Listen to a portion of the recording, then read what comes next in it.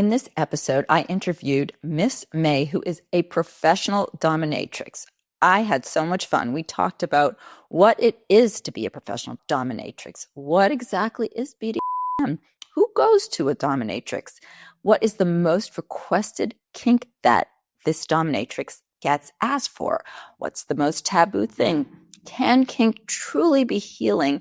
And what is it like to be a dom professionally and then to have a personal life outside of the dungeon? This is the most fun episode I've done in a while. It's a must listen.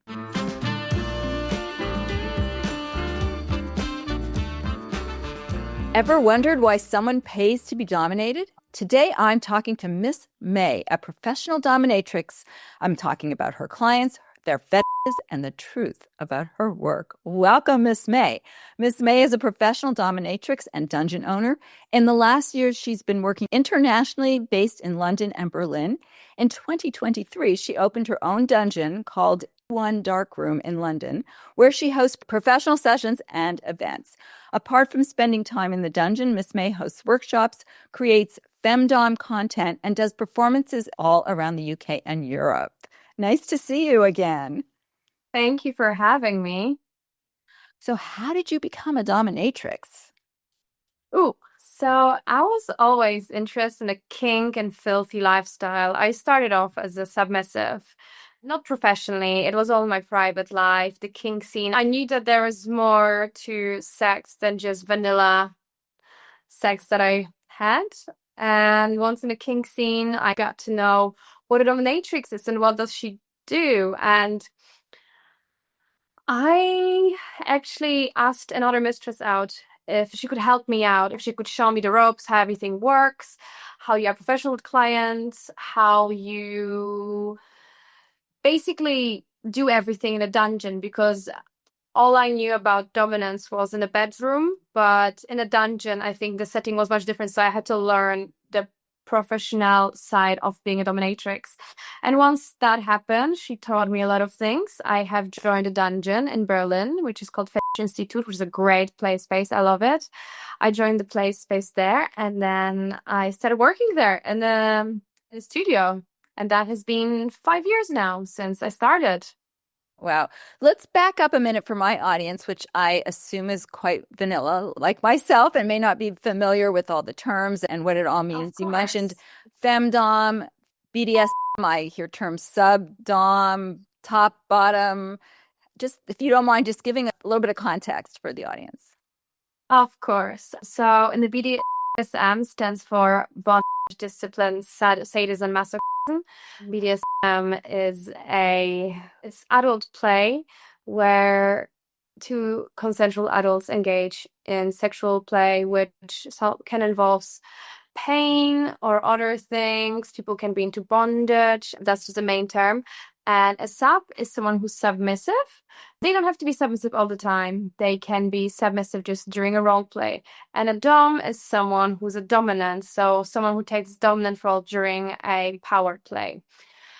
Vanilla means what I would describe like normal, regular sex. As soon as you're into spanking, you're not vanilla anymore. That's what I always think. Also, these terms, especially like with vanilla, I don't say it in a bad way because I don't believe that vanilla sex is bad, or if you're not into BDSM, that it's bad. I just use the term vanilla as it's just easier to explain than any other terms. So who are your clients typically, and what are they seeking when they come to you?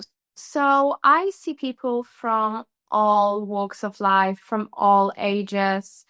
Stereotype of a client is a middle-aged white man, but I have also clients who are women, trans people, couples.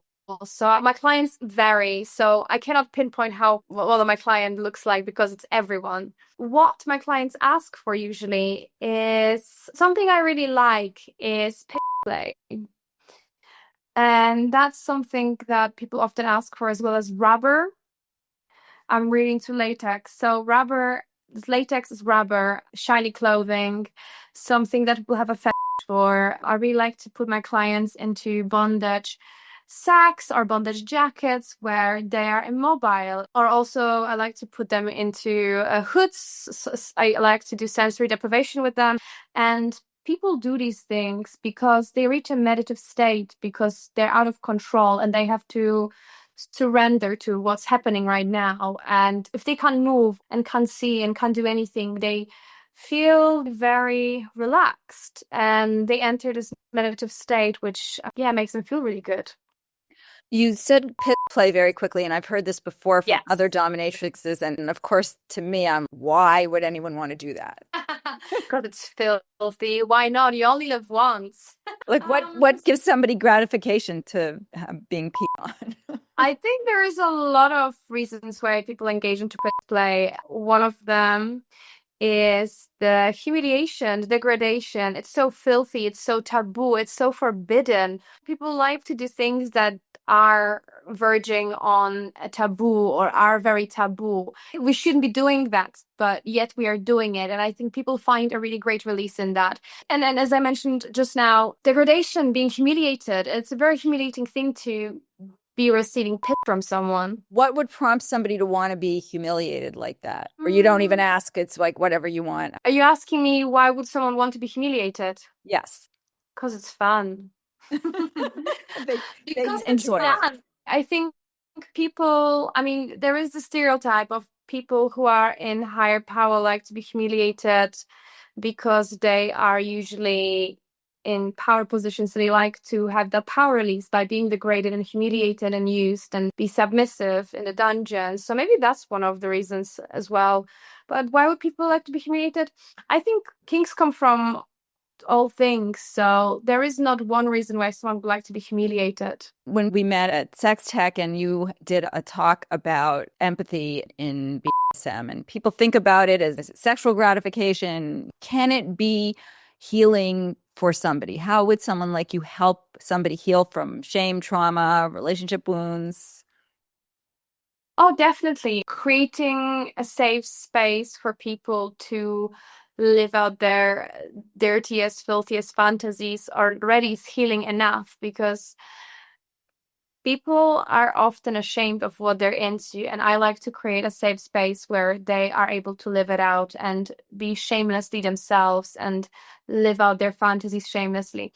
Another thing about healing, I do believe that BDSM can be healing. You can reclaim power over situations where someone harmed you and you felt you weren't in control, yet you could come to the dungeon and live out your fantasy in a consensual way where you take power over that situation and you heal through it. Yeah, no, I've actually heard that there are people that want to relive the sexual where they can actually say no. Yes. I don't know if that's something that you work with. So people who have had sexual trauma or have been harmed might want to take control and power over their situations and then play in a more consensual way.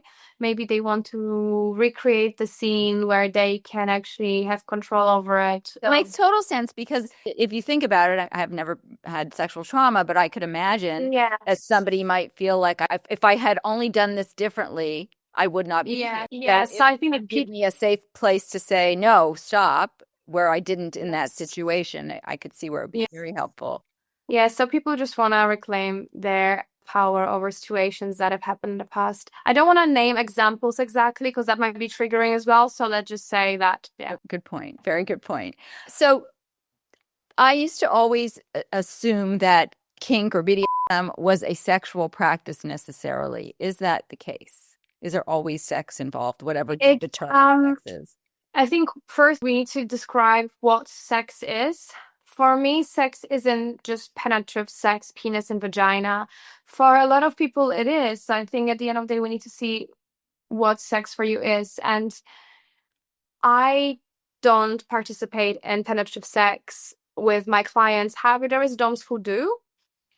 But kink doesn't have to be sexual. It can also be just kink and fetish based. I have clients who come to see me and they want to orgasm at the end of the session. And I have clients who don't put their ejaculation as the center. They don't center their pleasure and ejaculation in their session. So it's just this getting into this meditative state or subspace. Exactly. Yeah. Some people just want to be put for an hour. Some people want to be fitted for an hour. Some people want to lay in a heavy bondage bag and just exist in it and just be watched. Some people want to be spanked and then sent home. So there is the variety of the things that people want, and how people describe it is different for everyone. Does anything surprise you at this point? Has there ever been someone that came in and said, wow, that is not something I've ever done before? I wish I was, but I think I'm so desensitized as I spend almost every day at the dungeon that I am not surprised anymore. I am very well seasoned, and I've seen it all. I've done it all. I love it all. And I don't think I'm surprised anymore. How do you set emotional and physical boundaries? How do you not get, it's very intimate, regardless if it's humiliating or not. Someone is in their most vulnerable state when they're your client. How do you not get attached to them? I do get attached to my regular clients. I have a great emotional connection with them. I think after a few years doing this, I have realized that I need to have an emotional boundary, because I used to be very involved emotionally, not in a good way. I used to not have boundaries. And with years and experience, I've learned it. I think I used to give a little bit too much of myself. And now I am giving them Miss May.